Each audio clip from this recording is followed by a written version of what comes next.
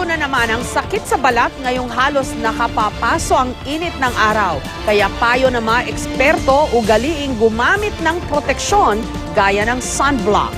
Pero wag basta-bastang sunblock ang gagamitin dahil dapat daw aprobado ito ng FDA o ng Food and Drug Administration. May report si Isay Reyes. Opisyal nang pumasok ang panahon ng tag-init, kaya naman ramdam na ang matinding init ng araw.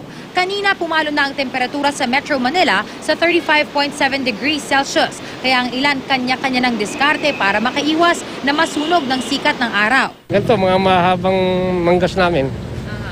Yun lang. Saka konting inom ng tubig lang. Siyempre, payong. Sunblock. Hat or cap or just shades or yung damit na hindi sobrang init.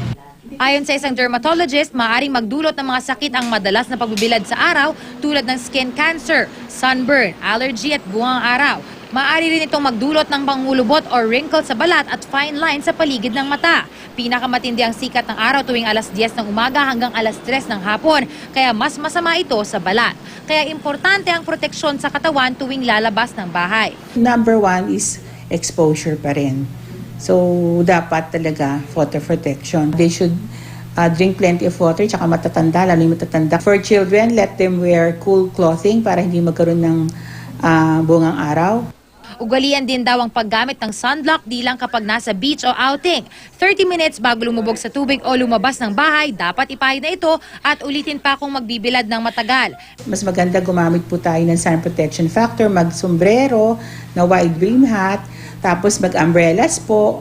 Bilang gabay, naglabas ng lista ng Food and Drug Administration o FDA ng mga ligtas na sunblock.